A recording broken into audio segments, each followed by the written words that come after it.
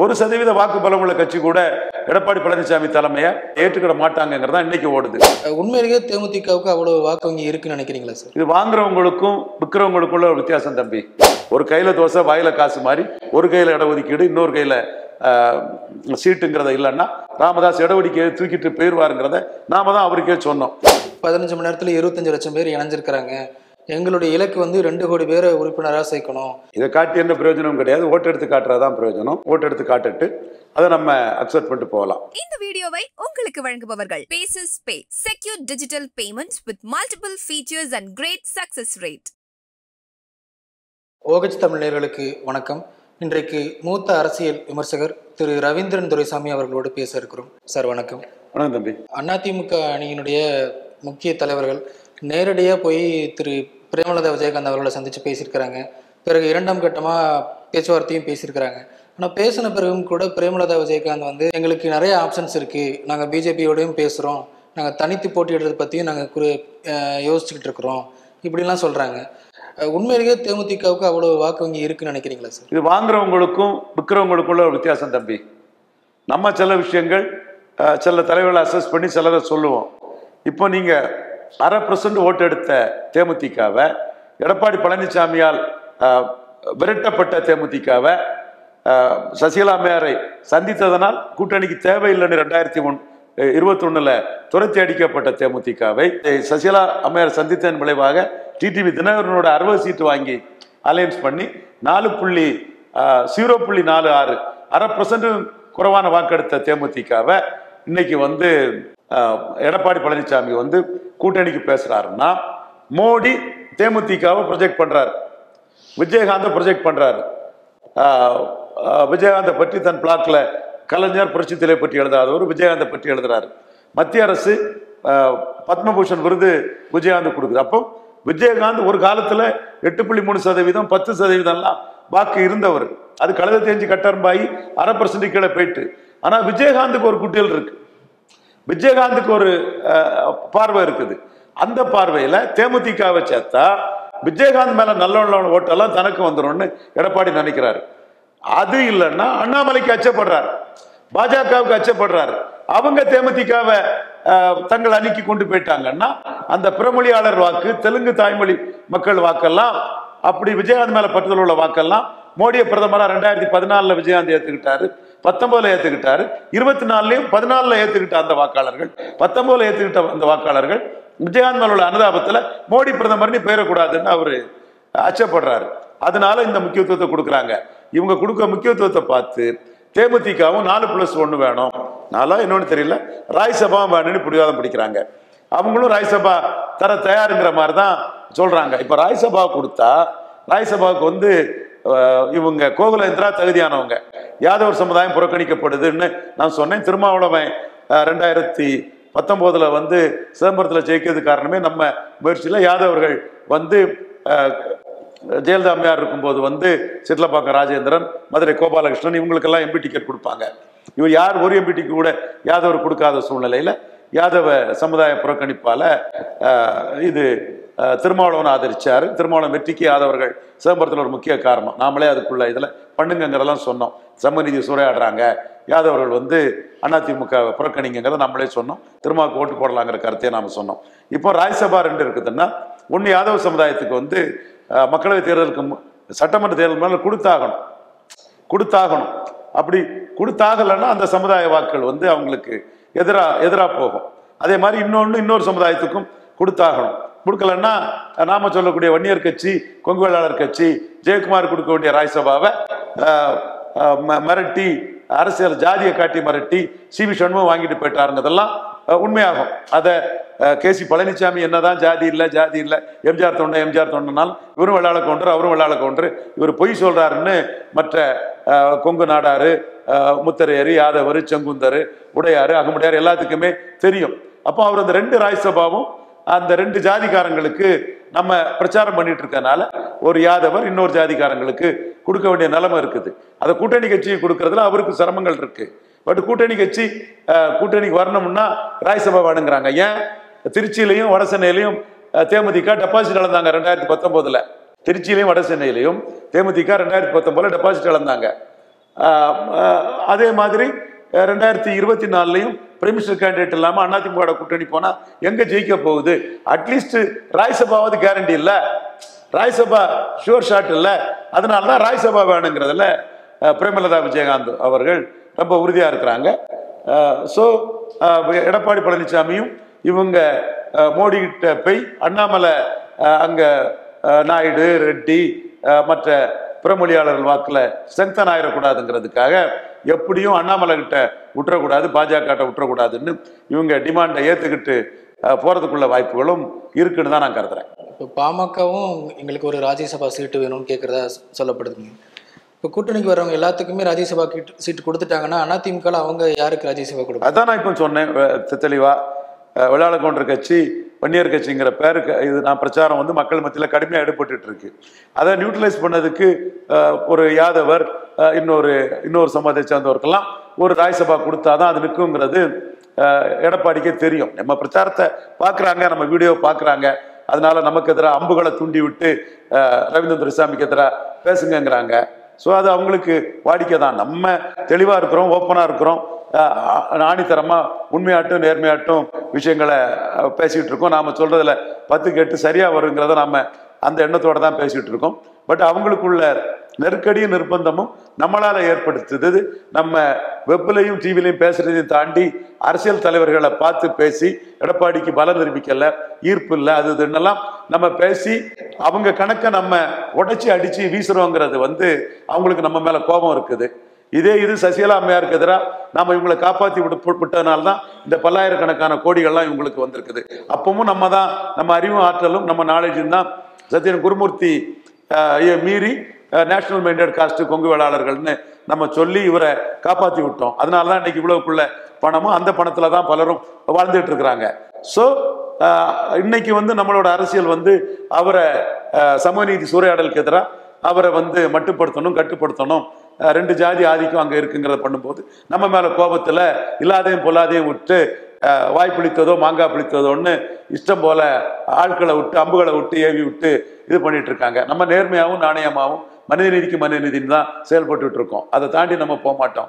ஐயா எடப்பாடி பழனிசாமிக்கு மெரிட்டையும் நம்ம சொல்றோம், ஆனா பலகீனங்களையும் நம்ம சொல்றோம். நாம தான் ஐயாவை காப்பாற்றி விட்டோம். இன்னைக்கு ஐயாவுக்கு அளவு உயரம் இவ்வளவுதாங்கிறது நம்ம காட்டுவோங்கிறனால நமக்கு எதிராக கூட அவங்க பண்ணிட்டு இருக்கிறாங்க. பட் நாம சொன்னது மாதிரி 1% வாக்கு பலம் உள்ள ஒரு கட்சி கூட உங்ககிட்ட தெளிவா வரமாட்டாங்கன்னு சொல்லும்போது இன்னைக்கு நீங்க பேசியிருக்கக்கூடிய தேமுதிகவின் வாக்கு பலம் 1/2%. நீங்க இன்னைக்கு கூட்டணி முடிச்சிருக்கக்கூடிய கிருஷ்ணசாமியின் வாக்கு பலம் 40,000 வாக்குகள், 39,000 வாக்கு தான். அது தம்பி கனிராஜ் மல்லர், நீங்க கிருஷ்ணசாமிய தேவேந்திரன் அடையாளம்னு சொல்லாதீங்கண்ணே, 40,000 ஓட்டு தானே.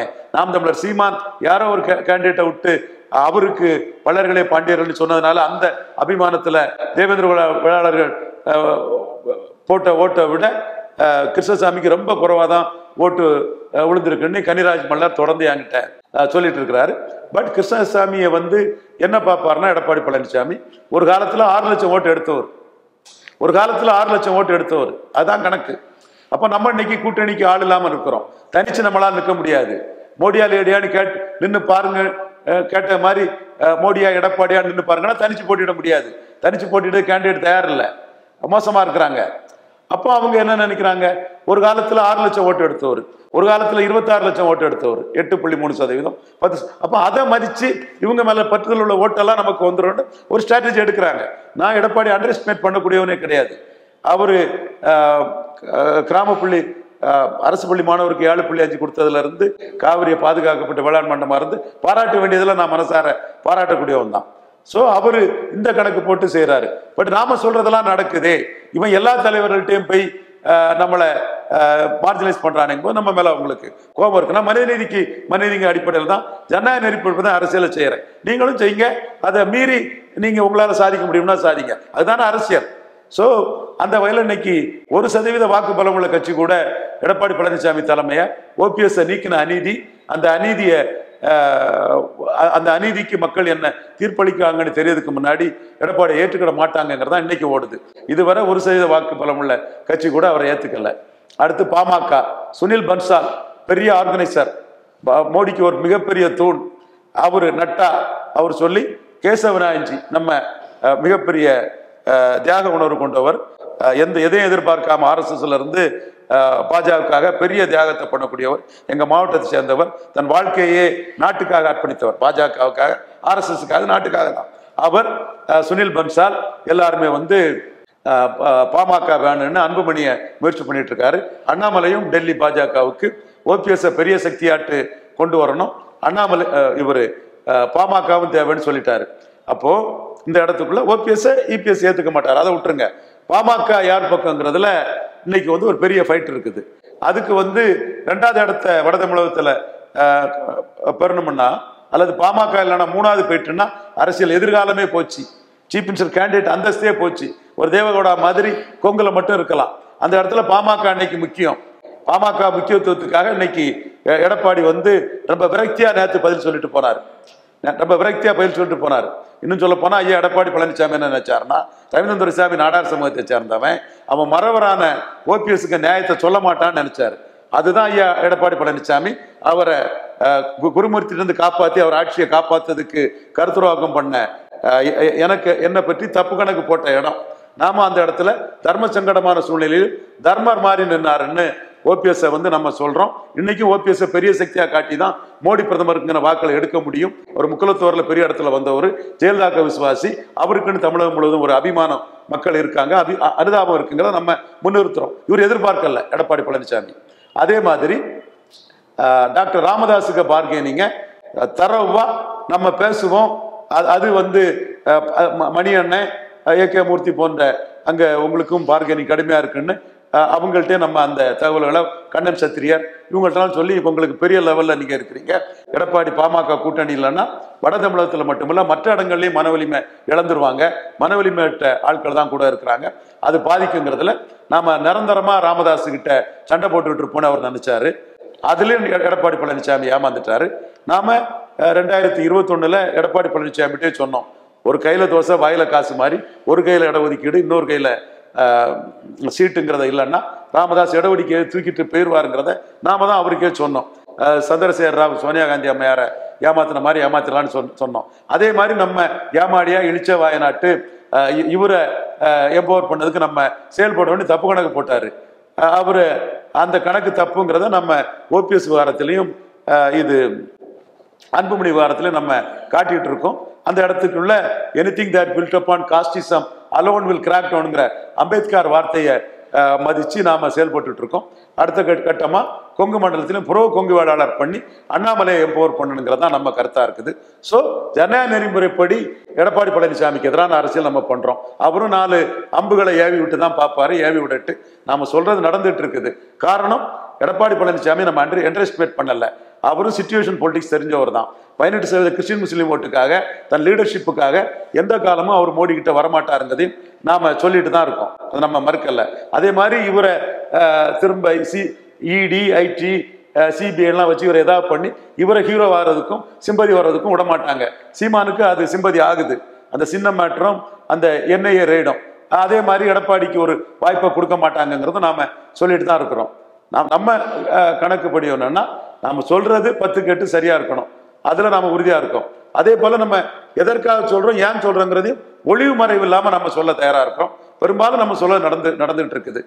இது ரொம்ப இக்கட்டான ஒரு அரசியல் சூழ்நிலை. இதுல நம்ம வீவர்ஸுக்கு நாம சொல்றது நாளைக்கும் நடக்கணுங்கிறத மையமா வச்சு ரொம்ப நுணுக்கமா யோசிச்சுதான் என் கருத்துக்களை சொல்லிட்டு இருக்கிறேன். திரு OPS அவர்கள் வந்து தாமரை சின்னத்துல தான் போட்டிடுவாங்களா, இல்ல எப்படி அது இருக்குங்க? OPS அவர்கள் எந்த சின்னத்துல போட்டியிடணும்னு பாஜகல இருந்து அழுத்தம் கொடுக்கல. அவர் ரெட்டையிலே ஃப்ரீஸ் பண்ணுன்னு அவர் முயற்சி பண்ணுவார். எனக்கு அதுக்குள்ள வாய்ப்பு குறைவுன்னு நான் கருதுறேன். ஏன்னா சாதிக்கலி வழக்குப்படி இவர்கிட்ட தான், EPS தான் அது MLAக்கள் இருக்கு, கட்சி அமைப்பு இருக்கு. அதை நான் சொல்லிடுறேன். அதே வேளையில் அது ஃப்ரீஸ் பண்ண முடியலைன்னா அவங்க வந்து ஃப்ரீஸ் பண்ணால் ஆட்டோமேட்டிக்காக ரெட்டப்பராச்சேவல் மாதிரி சிம்பல் வந்துடும். ஃப்ரீஸ் பண்ண முடியலைன்னாலும் அவங்களுக்கு சரத்பவாருக்கு சிம்பல் கொடுத்துருக்காங்க, உத்தவ் தாக்கரே சிம்பல் கொடுத்துருப்பாங்க. அந்த மாதிரி தனி சிம்பல் தான் அவருக்கு கிடைக்கும்னு நினைக்கிறேன். தனி சிம்பல்ல குறிப்பிடத்தக்க இடங்கள்ல ஒரு அரசியல் சக்தியா களமாடுறது தான் அவருக்கு நல்லது. அவரை கூட்டணியில ஒரு பெரிய சக்தியா கேட்டலிஸ்ட் போல்ஸ் ஆட்டு மோடியை ஏற்றுக்கொண்ட இந்துத்துவ வாக்குகள், மோடியை ஏற்றுக்கொண்ட ஜெயலலிதாவை ஏற்றுக்கொண்ட இந்துத்துவ வாக்குகள்ல 20% மோடியை ஏற்றுக்கிட்டாங்க. அந்த 20%த்துல ஒரு கணிசமான பகுதியை மோடி தலைமை கொண்டு வர்றதுக்கு ஓபிஎஸ்ஸை தனித்துவமான சக்தியாக காட்டி தனிச்சின்னத்தில் அவர் நிற்கிறது தான் நல்லதுன்னு நான் கருதுறேன். பாஜகவும் எனக்கு தெரிஞ்ச வரையில் அவரை வற்புறுத்தின மாதிரி தெரியலை. ஆனால் அவரை ஒரு தனித்துவ சக்தியாட்டு காட்டி மோடி லாயலிஸ்ட்டுங்கிற அடிப்படையில் அவருக்கு உரிய மரியாதை கொடுக்கணும். அந்த உறுதியாக தன்னோட விசுவாசமாக இருந்தவருக்கு ரிவார்ட் பண்ணுன்னு மோடி நினைப்பாருன்னு எனக்கு உறுதியாக தெரியும். மோடிக்கு கேரக்டர் ரிடியூஸ் இன்க்ரீஸ் அதுதான். தன் கூட நின்றவங்கள லிஃப்ட் பண்ணுவார், தன்னை எதிர்த்தவங்கள அவர் விட மாட்டாருங்க தான் தமிழக இந்திய அரசியல் வரலாற்றில் மோடியை நம்ம குஜராத் சென்ட்ரிக்காட்டே நம்ம பார்க்குறோம். அந்த வகையில் ஓபிஎஸ் ஒரு பெரிய போல்சாட்டு பாஜக முன்னிறுத்துவாங்க. அது இபிஎஸ்ஸை பலகீனப்படுத்துறதுக்கு உதவுங்கிறது என்னோட கருத்து. அப்படின்னா ஓபிஎஸ் அவர்கள் தனி கட்சி இல்லைங்க தொடங்கணும். சிம்பல் ரெட்டலை உள்ள சிம்பலை கிளைம் பண்ணுவார், எப்படி வருதுன்னு பார்த்துட்டு முடிவு பண்ணுவார். அதுக்காக நான் ரெட்டலை எடப்பாடி கிட்ட இருந்து பெயரும் நான் சொல்ல விரும்பல. தேர்தலுக்கு வரேன்னு சொல்லி இருக்கக்கூடிய நடிகர் விஜய் அவர்கள் நேற்றைக்கு வந்து தன்னை முதல் உறுப்பினராக செயலி மூலமாக இணைச்சிக்கிட்டு அந்த செயலி மூலமாக எல்லாரும் இணையலாம் அப்படின்னு சொல்லி இப்போ சொல்லி 15 மணி நேரத்தில் 25 லட்சம் பேர் இணைஞ்சிருக்கிறாங்க. எங்களுடைய இலக்கு வந்து 2 கோடி பேரை உறுப்பினராக சேர்க்கணும். மற்றவங்கள மாதிரி நாங்கள் வாய் வார்த்தையில் சொல்ல மாட்டோம், ஆத்தன்டிகேட்டடாக நாங்கள் உறுப்பினர்களை காட்டுவோம். இப்போதைக்கு மாவட்டந்தோறும் இது காட்டி என்ன பிரயோஜனமும் இல்லை. ஓட்டு எடுத்து காட்டுறது தான் பிரயோஜனம். ஓட்டு வந்து அவங்க 2026 தான் ஓட்டு எடுத்து காட்ட முடியும். ஓட்டு எடுத்து காட்டுட்டு அதை நம்ம அக்செப்ட் பண்ணிட்டு போகலாம். 26 தேர்தல் விஜய மையமாக வச்சு தான் நகரும் அப்படிங்கிறாங்க. அவங்க கிளைம் பண்ணுறதுல ஒன்றும் தப்பு இல்லை. காரணம் ஒரு எந்த சினிமா நடிகர்களும் அப்படித்தான் கிளைம் பண்ணுவாங்க. சரத்குமார் கூட திருமங்கலம் எம்ஜிஆருக்கு திண்டுக்கல் மாதிரி தான் சொன்னார். அந்த மாதிரி தான் அவங்க கிளைம் பண்ணுவாங்க. இந்த கிளைம் வந்து எல்லாரும் வைக்கக்கூடியது தான். ரொம்ப நன்றி. இந்த வீடியோ உங்களுக்கு பிடிச்சிருந்தா லைக் பண்ணுங்க, ஷேர் பண்ணுங்க, கமெண்ட் பண்ணுங்க. மறக்காம OH தமிழ் சேனலுக்கு சப்ஸ்கிரைப் பண்ணுங்க.